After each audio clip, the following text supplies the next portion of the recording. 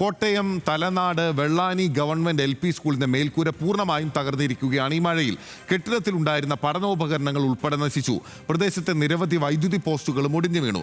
ഈരാറ്റുപേട്ടയിൽ വീടിന് മുകളിലേക്ക് മരം വീണിരിക്കുന്നു. ഗോകുൽ രമേശാണ് നമുക്കൊപ്പം ചേരുന്നത്.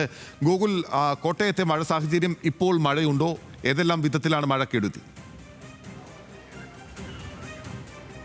ബിനിൽ, നിലവിൽ ജില്ലയിൽ ഇപ്പോൾ മഴ മാറി നിൽക്കുകയാണ്. ഇന്നലെ വൈകുന്നേരമൊക്കെ തന്നെ ശക്തമായിട്ടുള്ള മഴ പ്രത്യേകിച്ച് മലയോര മേഖലകളിലൊക്കെ പെയ്തിട്ടുണ്ടായിരുന്നു. മഴയോടൊപ്പം ശക്തമായിട്ടുള്ള കാറ്റ് ഇന്നലെ രാത്രി മുഴുവൻ ഉണ്ടായിരുന്നു ജില്ലയുടെ പല ഭാഗങ്ങളിലും എന്നുള്ളതാണ് റിപ്പോർട്ട് ചെയ്തിരിക്കുന്നത്. ആ കാറ്റിൽ, ശക്തമായിട്ടുള്ള കാറ്റിലാണ് വ്യാപകമായിട്ടുള്ള നാശനഷ്ടങ്ങൾ ജില്ലയുടെ പല ഭാഗങ്ങളിലും ഇപ്പോൾ ഉണ്ടായിരിക്കുന്നത്. ഏറ്റവും പ്രധാനമായിട്ടും ഇന്ന് പുലർച്ചെ ഉണ്ടായിട്ടുള്ള ശക്തമായ കാറ്റിൽ കോട്ടയം തലനാട് വെള്ളാനിയിലെ ഗവൺമെൻറ് LP സ്കൂളിൻ്റെ മേൽക്കൂര പൂർണ്ണമായിട്ടും തകരുകയുണ്ടായി. ആ സ്കൂളിൽ ഉണ്ടായിരുന്ന ഡിജിറ്റൽ പഠനോപകരണങ്ങൾ ഉൾപ്പെടെ മുഴുവൻ സാധന സാമഗ്രികളും ഈ ഒരു നാശനഷ്ടത്തിൻ്റെ ഭാഗമായിട്ടുണ്ടായിട്ടുണ്ട്, അല്ലെങ്കിൽ നാശം സംഭവിച്ചതായിട്ടും സ്കൂൾ അധികൃതർ അറിയിക്കുകയും ചെയ്തിട്ടുണ്ട്. ലക്ഷക്കണക്കിന് രൂപയുടെ നാശനഷ്ടം ഈ തലനാട് സ്കൂളിൽ മാത്രം ഉണ്ടാവുകയും ചെയ്തിട്ടുണ്ട്. മറ്റ് ആളുകളൊന്നും ഇല്ലായിരുന്നതുകൊണ്ട് തന്നെ വലിയ അപകടമാണ് അവിടെ ഒഴിവായതെന്ന് നമുക്ക് ദൃശ്യങ്ങൾ കാണുമ്പോൾ തന്നെ മനസ്സിലാക്കാനായിട്ട് സാധിക്കുന്നുണ്ട്. മേൽക്കൂര പൂർണ്ണമായിട്ടും തെറിച്ചുപോയി അവിടെ ഉണ്ടായിരുന്ന സാധനങ്ങളും എല്ലാം നശിക്കുന്ന ഒരു സാഹചര്യമാണ് തലനാട് സ്കൂളിൽ ഉണ്ടായിരിക്കുന്നത്. അതോടൊപ്പം തന്നെ ഈരാറ്റുപേട്ട ഭാഗത്തും ചില നാശനഷ്ടങ്ങൾ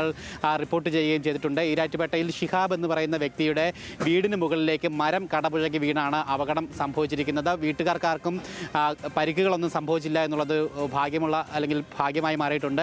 എന്തായാലും വീടിന് കാര്യമായ രീതിയിൽ നാശനഷ്ടങ്ങൾ ഉണ്ടായിട്ടുണ്ട്. ഒപ്പം ഈരാറ്റുപേട്ട ഭാഗത്തും തലനാട് ഭാഗത്തുമൊക്കെ നിരവധി വൈദ്യുതി പോസ്റ്റുകളും ഈ കാറ്റിൽ കടപുഴകി വീഴുകയും വൈദ്യുതി ബന്ധം താറുമാറാവുകയും ഒക്കെ തന്നെ ചെയ്തിട്ടുണ്ട്. ജില്ലയുടെ പല ഭാഗങ്ങളിലും ഇത്തരത്തിൽ വെള്ളക്കെട്ട് ചെറിയ രീതിയിൽ രൂപപ്പെട്ട് തുടങ്ങിയിട്ടുണ്ട്. പ്രധാന ജലാശയങ്ങളിലൊക്കെ തന്നെ ജലനിരപ്പ് ഉയർന്നു തുടങ്ങുകയും ചെയ്തിട്ടുണ്ട്. എന്തായാലും ഇന്ന് രാവിലെ മുതൽ മഴ മാറി നിൽക്കുന്ന ഒരു സാഹചര്യമുണ്ട്.